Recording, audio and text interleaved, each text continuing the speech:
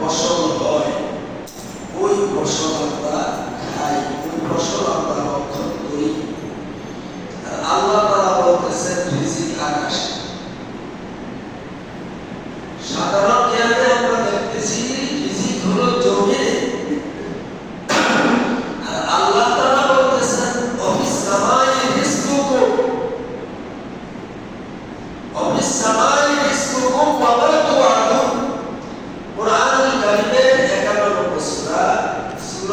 জারিয়াত। সূরাতুল জারিয়াতের 22 নম্বর আয়াতে আল্লাহ ঘোষণা দিয়ে দিলেন, ছোট্ট আয়াত, ওয়া ফিস সামাই রিজকুকুম, যে তোমাদের রিজিক, তোমাদের জীবিকা রয়েছে আসমানে। তাহলে বাহ্যিকভাবে দেখতেছি যে জীবিকা হলো জমিনে, হাজারো গাছ দেওয়া, ধান জমিনে হচ্ছে, সেখান থেকে চাউল হচ্ছে, গম হচ্ছে জমিনে, বিভিন্ন আম, কাঁঠাল, আঙ্গুর, পেয়ারা যা আছে সব জমিনে হচ্ছে। আর কোরআন বলতেছে রিজিক আকাশে। তাহলে কথাটা কি একটু এর মধ্যে কি কোনো সন্দেহ বোঝা যায়? বা এটা কি একটা অসত্য কথা? যাদের আল্লাহর প্রতি বিশ্বাস নাই এবং কি বিজ্ঞান সম্পর্কে যাদের ধারণা নাই, তারা এটা অবিশ্বাস করতে পারে। অথচ 2023 সালে 2023 সালে একটি অনুষ্ঠান হয়েছিল খাদ্য সম্পর্কে। আর প্রতি বছর 16 অক্টোবর বিশ্ব খাদ্য দিবস পালিত হয়। বিশ্ব খাদ্য দিবস পালিত হয় প্রতি বছর 16 অক্টোবর। তো সেখানে যে জাতিসংঘের অন্যতম একটি অঙ্গ প্রতিষ্ঠান ফাও, মানে ফুড অ্যান্ড এগ্রিকালচার অর্গানাইজেশন, এটা বিশ্বব্যাপী একটা সংস্থারই অংশ। বিশ্ব খাদ্য কৃষি সংস্থা, সংক্ষেপে বলা হয় ফাও, ফুড অ্যান্ড এগ্রিকালচার অর্গানাইজেশন। তো তাদের এই যে বিশ্ব খাদ্য দিবস উপলক্ষে প্রতিপাদ্য বিষয় ছিল যে water is life, water is food, let no one behind, যে পানি হলো জীবন, পানি হলো খাদ্য, পানি জীবন। আমরা তো পানি পান করি, পানি তো খাই না, আমরা কি করি? পানি পান করি। আর বিশ্ব খাদ্য দিবসে তারা বলতেছে যে water is life, water is food, পানি খাদ্য, পানি জীবন, পানি খাদ্য হলো জীবন। কোরআনে কারিমে আল্লাহ তাআলা 1,500 বছর আগে মুহাম্মদুর রাসূলুল্লাহ সাল্লাল্লাহু আলাইহি ওয়াসাল্লামের মাধ্যমে সূরাতুল জারিয়াতে 22 নম্বর আয়াতে জানিয়ে দিয়েছেন, ওয়াফিস সামাই রিজকুকুম, তোমাদের যাবতীয় রিজিক, খাদ্য, জীবিকা, জীবন ধারণের যত উপকরণ, বিশেষ করে খাদ্য সম্পর্কিত সব আকাশে। আর 2023 সালে এসে একেবারে প্রতিপাদ্য বিষয় হিসেবে দেওয়া হয়েছে পানি জীবন, পানি খাদ্য, water is life, water is food. তাহলে খাদ্যটা হয়তো কি লাগে? পানি লাগে। আরব দেশ যদি সামান্য বৃষ্টি হয় তারা কি খুশি হয়? একটা গাছ বাঁচাইতে হাজার হাজার টাকা তাদের লাগে। তারা বুঝে পানির কত মূল্য, খাদ্য উৎপাদন কত কষ্টকর। কিন্তু আমরা হলাম নাতিশীতোষ্ণ এরিয়ার মানুষ। এই বাংলাদেশ সোনার বাংলা বলা হয়। কেন বলা হয়? এখানে একটা পাখি একটা ফল খেয়ে কোথাও বীজ ফেলছে, ওই জায়গা থেকে সামান্য 10 হয়ে একটা গাছ হয়, আবার মনে করে ফল হয়ে যায়, যেখানে কোনো পরিচর্যাও লাগে না। বিভিন্ন বনে জঙ্গলে বিভিন্ন বাসা বাড়িতে, বিভিন্ন বাগানে একটা বীজ পড়লে গাছ বড় হয়ে যায়, কারণ ওখানে দোষ আছে। এই দোষটা আসে পানি থেকে। আমরা সবকিছু স্বাভাবিকভাবে পাচ্ছি। আমাদের আবহাওয়া কত উন্নত, শীতকালে বিভিন্ন দেশে গরম চলে যায়, ঘর থেকে বের হতে লক্ষ লক্ষ টাকা খরচ করে রাস্তা পরিষ্কার করতে হয়। আবার গরমের দিনে আমরা তো সামান্য গরমের অল্প কিছুদিন আমরা এসি ব্যবহার করি, তারা এই গরমকে গরম মনে করে না।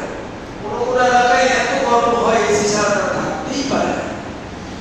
তো না কি শীতোষ্ণ, আমাদের পুরো দেশটাই যেন এয়ার কন্ডিশন, অতি শীত না অতি গরম না। তো আমরা অতি সহজে সবকিছু পেয়েছি।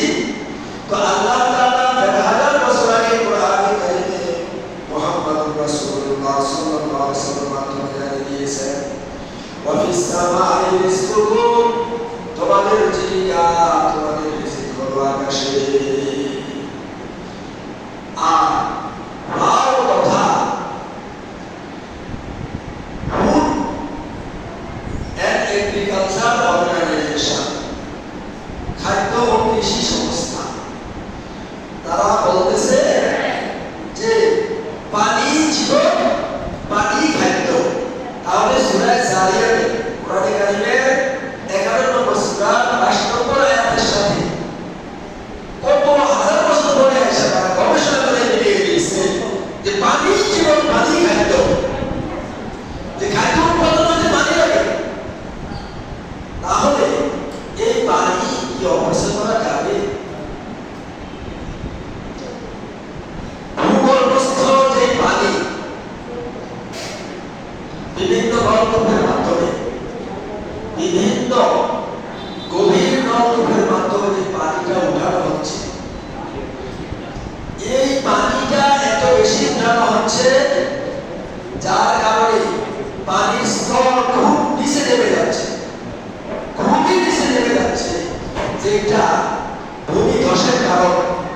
অনেক জায়গায় দেখা যায় মাটি ধসে নিচে থেকে চলে যাচ্ছে, অনবরত পানি উঠতেছে, আশেপাশে বিল্ডিং কাটিয়ে পড়ে যাচ্ছে। এর কারণ হলো ভূগর্ভে যে নির্দিষ্ট পানি আছে, ওই পানি বেশি উঠানো হয়েছে। কাজে আল্লাহ হাবিব মুহাম্মদুর রাসূলুল্লাহ সাল্লাল্লাহু আলাইহি ওয়াসাল্লাম ১,০০০ বছর আগে বলেছেন যে তোমরা পানি অপচয় করো না। যদি কেউ সাগরে উঁচু করো, সমুদ্রে উঁচু করো, সেখানেও পানি অপচয় করবে না। এর অর্থ নদী সাগরে পানি অপচয় করা যাবে না, অন্য জায়গায় অপচয় করা যাবে এমন না। যেখানে অপচয় করা তেমন ক্ষতিকর বোঝা যায় না, সেখানে বলছেন অপচয় না করতে। এর কারণ হলো যে পানি অপচয় করি যেমন এখন আমাদের এই নিম্নভূমি সম্পন্ন এই দেশ, যেখানে জালের মতো, নেটের মতো নদী নালা, বিভিন্ন নদী থেকে পানি সংগ্রহ করা যায়, সেচ কাজে ব্যবহার করা যায়, বিশুদ্ধ করে পান করা যায়, সাপ্লাই দেওয়া যায়। এই দেশে অসংখ্য গভীর নলকূপ, অসংখ্য ডিপ আছে। এই ডিপ থেকে পানি উঠতেছে উঠতেছে উঠতেছে, কি পরিমাণ ক্ষতির সম্মুখীন আমরা হতেছি গবেষণায় উঠে আসছে। আল্লাহু আকবার। যে বাংলাদেশে যে বরেন্দ্র অঞ্চল, যে সমস্ত উঁচু এলাকাগুলো আছে, রাজশাহী, চাঁপাইনবাবগঞ্জ, নওগাঁ, ভূপৃষ্ঠ ও ভূগর্ভস্থ পানি পরিস্থিতি দিয়ে হাইড্রোলজিক্যাল অনুসন্ধান ও মডেলিং শীর্ষক গবেষণা করেছে। যে গবেষণাটি হলো 2018 সালে শুরু হয়েছে গবেষণাটি, এবং এই চলতি বছর তথা 2023 সালে জুন মাসে ওয়ার্ল্ড অনুমোদন পায়। এই গবেষণায় এসেছে যে জলবায়ু পরিবর্তনের কারণে বরেন্দ্র অঞ্চলে পরিস্থিতি আগের চেয়ে বৃদ্ধি পানি সংকটাপন্ন হয়ে গেছে। যে গবেষণার তথ্য মতে 1985 থেকে 1990 সালে এই বরেন্দ্র অঞ্চল উঁচা এলাকায় গড় ভূগর্ভস্থ পানির স্তর ছিল 26 ফুট নিচে। পানি নিচে যাইতে 26 ফুট নিচে চলে গেছে। সে সময় সর্বোচ্চ তাদর নামক স্থানে পানির স্তর নেমেছিল 68 ফুট। চাঁপাইনবাবগঞ্জ অঞ্চলে খাবার পানি, সেচ, এমনকি মাছ চাষের কাজেও সেই ভূগর্ভস্থ পানি ব্যবহার করা হয়। এই সব ক্ষেত্রে এই পানি ব্যবহার করতে করতে 2010 সালে পানির গড় ছিল 50 ফুট। 2021 সালে ভূগর্ভস্থ পানির গড় আরো নিচে নেমে দাঁড়ায় 60 ফুটে। চাঁপাইনবাবগঞ্জের অবস্থাপুরের একটি স্থানে ভূগর্ভস্থ পানি মাটির নিচে নেমে 153 ফুট নিচে চলে গেছে। আল্লাহু আকবার। এই গবেষণা কেন করা হচ্ছে? যে আল্লাহ রাসূল সত্য কথা বলছেন, পানি অপচয় করো না। আর আল্লাহ তাআলা বলছেন তোমাদের জীবিকা হলো আকাশ, ওটা পানির সাথে সম্পর্ক। তো পানি ভূগর্ভস্থ আমরা যত অপচয় করবো, ভূগর্ভস্থ পানি, পাতালের পানি তত বেশি ব্যবহার হবে। তখন ভিতরে জায়গা যখন ফাঁকা হতে শুরু করবে, উপরের মাটি, উপরের জমি আস্তে আস্তে ধসে নিচে চলে যাবে। এই জন্য আমাদেরকে কি করতে হবে? পানির অপচয় কমাতে হবে। এবং পৃথিবীর সারা পৃথিবী যেহেতু একটা গ্রহ, আল্লাহ তাআলা 9টা গ্রহের মধ্যে মাঝারি সাইজের একটা গ্রহ হলো এই পৃথিবী। তাও কি এদের মূল হলো সূর্য। সূর্যের অধীনে যে 9টা গ্রহ, এর মাঝে পৃথিবী নামক মাঝারি একটা গ্রহ। সারা পৃথিবী কানেকশন আছে একটার সাথে আরেকটা। সাগরের দিক দিয়ে যোগাযোগ আছে, পাতালে যোগাযোগ আছে, আবহাওয়া যোগাযোগ আছে। এই জন্য সারা পৃথিবীর সমস্ত জ্ঞানী, গুণী, গবেষক, চিন্তাবিদ সবাই নিজেরাও সচেতন হতে হবে এবং মানুষদেরকে উদ্বুদ্ধ করতে হবে। সে হোক খ্রিস্টান, হোক হিন্দু, বৌদ্ধ, হোক ইহুদি, হোক মুসলমান, যাই হোক না কেন, এই পৃথিবীটার ভারসাম্য রক্ষা করতে হবে। আবহাওয়া ঠিক রাখতে হলে সারা পৃথিবীকে চিন্তা করতে হবে যে আমরা কিভাবে এই পৃথিবীর আবহাওয়ার উত্তাপকে কমাতে পারি। জলবায়ু বিনষ্ট কেন হচ্ছে, তারা কতটুকু ক্ষতি কমানো যায়, সবাই সচেতন হতে হবে। পৃথিবীর যে যেখানে থাকি না কেন, দেশে বিদেশে সবাই চিন্তা করতে হবে। কারণ যদি আমার দেশে পানির স্তর নিচে নেমে যায়, পার্শ্ববর্তী দেশের পানি নিচে যাবে। পার্শ্ববর্তী দেশের পানির স্তর যদি নিচে যায়, বাংলাদেশের পানির স্তর নিচে চলে যাবে। এই জন্য সারাটা পৃথিবী হলো এটা একটা পরিবারের মতো। যারা বিশ্বায়ন নিয়ে চিন্তা করতেছে, সারা পৃথিবীকে একটা পরিবার মনে করে, যেটা গ্লোবালাইজেশন বলা হয়, তারাও পৃথিবী নিয়ে ভাবে। তাদের কথাগুলো কোনো পরিচালকরা শুনে, কোনো পরিচালকরা শুনে না। এই জন্য সারা পৃথিবীর মানুষ সচেতন হতে হবে। আল্লাহর হাবিব বেলাল মুসলিম বলছেন সাগরে ওই কোনো পানি অপচয় করা যাবে না। আর আল্লাহ তাআলা বলছেন অবি সামাই রিজকুহু, আমাদের যত শক্ত খাবার, নরম খাবার যা আছে সব কিছুর কানেকশন হলো আসমানের সাথে। এখন পৃথিবীর আবহাওয়া যদি গরম হয়ে যায়, আসমান থেকে পানি বর্ষণ কমে যাবে। যেখানে বন সম্পদ বেশি, সেখানে বৃষ্টি বেশি হয়। যেখানে গাছগাছরা বেশি, সেখানে বৃষ্টি বেশি হয়। তাহলে বন সম্পদ বাড়াইতে হলে সেখানে পানির দরকার। সুতরাং পানির অপচয় করা যাবে না। ভূগর্ভের পানি বেশি উঠানো যাবে না, উঠাইলে জমি ধসে যাবে, ভূমিকম্প বেশি হবে, পুরা পৃথিবীবাসী ক্ষতিগ্রস্ত হবে। সুতরাং আল্লাহ রাসূলের একটি কথাই আমাদেরকে গুরুত্ব দিতে হবে যে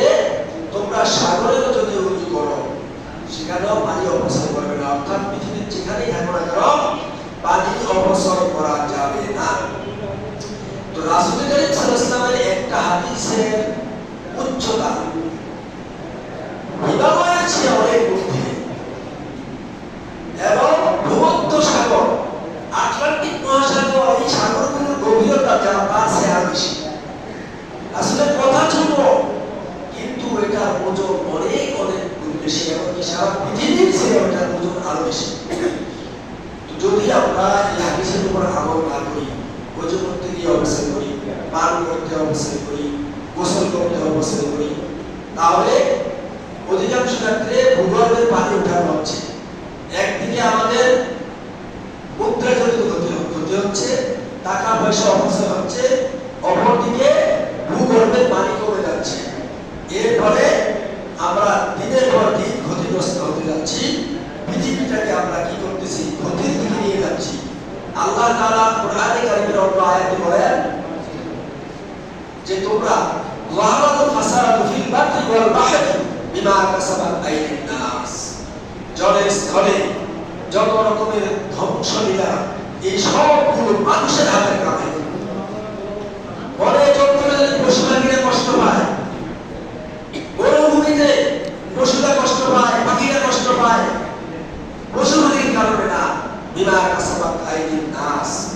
ইনসান হলো মানুষ আর বহু বছর হলো গাছ।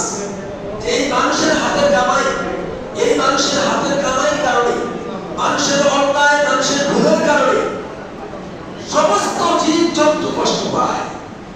সুতরাং কি ধরনের ভুল? আল্লাহ তাআলা বলেন ওয়াল জিবালা আওতাদা, পাহাড়ি এলাকায় গাছের প্রয়োজন সবচেয়ে বেশি। ওখানে বৃষ্টি হলে নিম্নভূমিতে ধাবিত হয়, বিভিন্ন গতি দিয়ে সারা দেশে ছড়িয়ে পড়ে। ওই পাহাড় ঠিক রাখতে হবে, পাহাড় কাটা যাবে না, পাহাড়ের গাছ ইচ্ছা মতো ধ্বংস করা যাবে না। কারণ কোরআনের ঘোষণা ওয়াল জিবালা আওতাদা, পাহাড়কে আমি খুঁটি হিসেবে বানিয়েছি, খুঁটি ঠিক রাখতে হবে। এই খুঁটি যখন ঠিক থাকবে, বৃষ্টিপাত ঠিক থাকবে। এই বৃষ্টিপাতের কারণে বনফসল বেশি হবে। আবার নদী দিয়ে পানি সারা দেশে চলে যাবে। তো এখন আমরা কি করতেছি? আল্লাহ বলছেন বিমা কাসাবাত আইদিন নাস, যে মানুষের হাতের কামাইয়ের কারণে সমস্ত সৃষ্টি কষ্ট পায়। জীব জন্তু, পশু পাখি, এমনকি সাগরের মাছ পর্যন্ত কষ্ট পায় মানুষের হাতের কামাই। তাহলে পাহাড় কাটা যাবে না, পরিবেশ রক্ষা পায় না, পরিবেশ ক্ষতিগ্রস্ত হয়। পাহাড়ের গাছ ঠিক রাখতে হবে এবং যেখানে মানুষ বসবাস করে যেই পরিমাণ অক্সিজেন দরকার, যেই পরিমাণ গাছ দরকার, 100 টাকা যখন কাটা হয় 50 টাকা গাছ লাগানো হয়। এই জন্য পৃথিবীর তাপমাত্রা বেড়ে যাচ্ছে। এতে কি ক্ষতি হবে? তাপমাত্রা বেড়ে গেলে সমুদ্রের পানির উচ্চতা বেড়ে যাবে। কারণ এই তাপমাত্রার কারণে যত বরফের পাহাড়গুলো আছে ওগুলো গলতে শুরু করেছে। প্রতি বছর বরফের পাহাড়গুলো গলে গলে পৃথিবীর বিভিন্ন সাগরের পানির উচ্চতা বেড়ে যাচ্ছে। আর উচ্চতা বেড়ে গেলে বহু আগে থেকে বলা হচ্ছে আমাদের ভারত উপমহাদেশের বাংলাদেশ সহ অনেক এলাকার সম্পর্কে বলা হচ্ছে, বিশেষ করে বাংলাদেশের এই দক্ষিণ অঞ্চল, চাঁদপুর, ভোলা, বরিশাল, চট্টগ্রামের বিশাল অংশ, নোয়াখালী, হাতিয়া, এই সবগুলো গভীর সমুদ্রে পরিণত হয়ে যেতে পারে যদি তাপমাত্রা বেড়ে যায়। আর ওই যে পাহাড়, বরফের পাহাড় গলতে থাকে, এইভাবে সারা পৃথিবীর শান্তিময় অনেক এলাকা সমুদ্রে পরিণত হয়ে যাবে। তাহলে দেখেন আল্লাহ তাআলা বলছেন বিমা কাসাবাত আইদিন নাস, আমরা আমাদের হাতের কামাই দ্বারা এগুলো করতেছি। আমরা পাহাড়ের গাছ যা দরকার তার চেয়ে বেশি কাটতেছি। পাহাড়কে কেটে কেটে সমতল ভূমি বানানো হচ্ছে। ওইটা যদি সমতল ভূমি আবশ্যক হতো, আল্লাহ তাআলা ওটাকে সমতল করতেন। আল্লাহ কোরআনে বলে দিতেন ওয়াল জিবালা আওতাদা, এই পাহাড়গুলো খুঁটি ঠিক রাখতে হবে। সুতরাং রাসূলের হাদিস, পানি অপচয় করা যাবে না। আমরা যেখানে থাকি পানি অপচয় করব না। এরপরে বাংলাদেশ কৃষি বিশ্ববিদ্যালয় এবং বাংলাদেশ যে খামার বাড়ি, সারা দেশে কৃষি নিয়ে গবেষণা হয়। ওনারা বিভিন্ন গবেষণায় বলছেন যে যথাসম্ভব গভীর বিষয়ে ভূগর্ভস্থ পানি উত্তোলন কমাতে হবে। কিভাবে? যে এলাকায় আশেপাশে নদী আছে ওই এলাকার খাল খনন করতে হবে। খালগুলো খনন করে এখানে পানি প্রসারিত হবে। যেমন আমাদের এই চাঁদপুরের ডাকাতিয়া থেকে সেই একটা ধোনাগল গোলা পর্যন্ত অনেকগুলো খাল আছে। হাজীগঞ্জ থেকে নারায়ণপুর পর্যন্ত খাল আছে, বোয়ালজুড়ি খাল, বিভিন্ন